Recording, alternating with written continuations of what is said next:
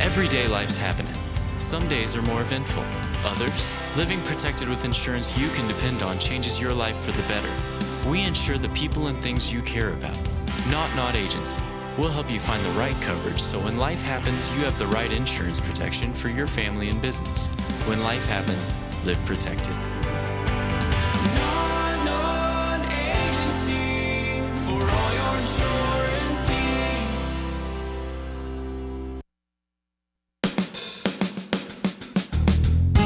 Good morning and welcome to Radio Friends on Tuesday, February 2nd. We've got two guests, one on each side right now. We'll start first of all with Liz Schmidt, League of Women Voters. Good to have you here, Liz. This is a really busy month and a busy year for the League. We're going to have more fun than you can imagine. Election time. All right. But you've got several events that people are invited to come to, right? Yes. February 4th on a Thursday at 7 o'clock at the library, we're having our annual legislative town hall. This is where the state legislators, and we have 5 of them, Steve Weber, Kip Kendrick, Chuck Basie, Caleb Rowden, and Caleb Jones, and they all come and tell us what their priorities are. And with 5 of them, it takes about an hour to get through each one. And they each have a certain amount of time. Yes. And a little bell rings when their time is up. Bell rings. Yeah. Then we're going to let them go to various corners of the room to their own constituents and let those people talk to them and ask them questions. And it should be interesting. Okay. We have never done it this way before. We've always tried to do it in a group, but there's so short a time for questions, and often people have specific questions to their own district. Okay. So that's how we're going to do that. That's on February the 4th at 7 o'clock. 7 o'clock. And then? At the library, Columbia Public Library. And then on February 16th, which is a Tuesday, I think, 4 and 7, I think it's Tuesday. Okay. We'll have Lunch and Learn at High V, the South High V on Nifong. And Dr. Jack Caldwell, who for years ran the family practices at the university, is going to talk on the Affordable Care Act, whether it's a disaster or whether it's working and how well it's working. Okay. So we're looking forward to him. He's going to give his opinion. Okay. Yes. I'm sure he will let us know what he thinks.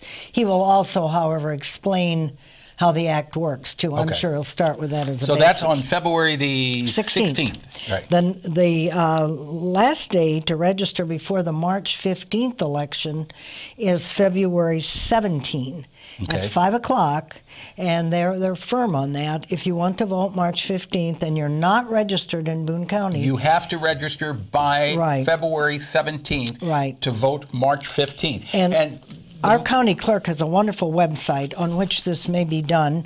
There are also cards to pick up at the library, the post office, if you register a motor vehicle, so you can do that. And on February 23rd, down at the state capitol, anyone who's running for state legislature, Senate, any governor, lieutenant governor, all of that. They're all going to be there? They will come in and register, and they then the filing opens.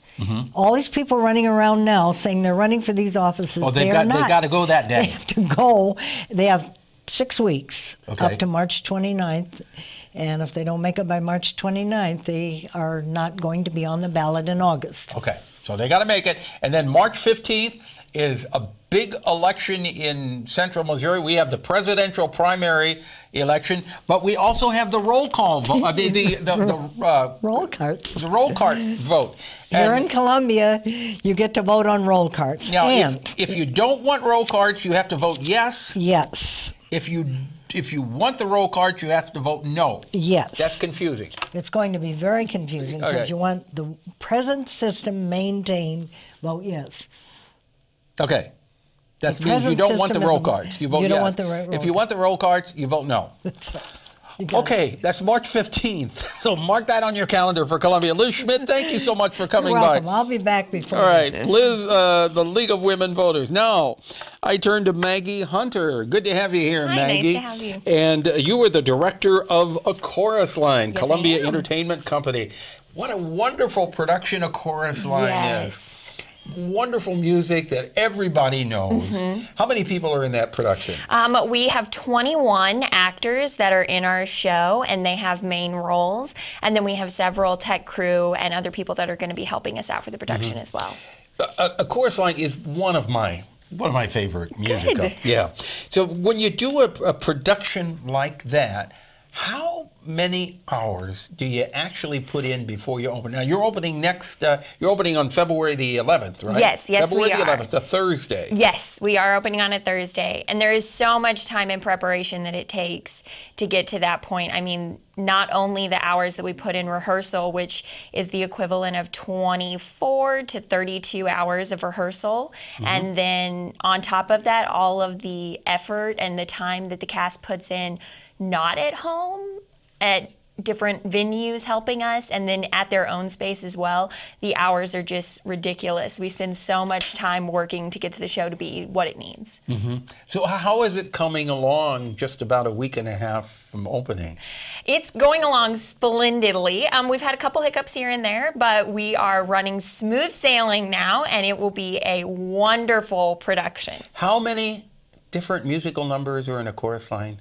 So in A Chorus Line, we have 20 musical numbers, I think, somewhere around there. Yeah, and the story. Well, if people aren't familiar, give us the story of A Chorus Line. So A Chorus Line is about a group of people who go to an audition for a show, and the director asks them not to do a traditional audition, to do an audition where they tell about themselves. So throughout the progression of the story, they're telling about their lives and what it has taken for them to get where they are. And then by the end of the production, they finally ask, what would you do if you couldn't do this?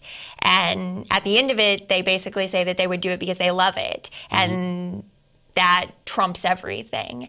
And at the end of the show, it gets cast. And then we have a final show-stopping number with the chorus line. Yeah. I Can Do That is one of the songs that just sticks in my head. Yes. I can do that. I can do that.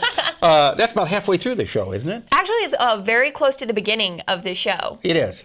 Okay. And we have a wonderful tap dancer who will be doing a great routine for that. So if you want to see a Chorus Line, it opens Thursday, February the 11th at Columbia Entertainment Company in Columbia. And if people want to get tickets ahead of time, can they go to the website? Yes, you can go to the website. There's a link on the website that will take you directly to purchasing tickets. And you can buy them.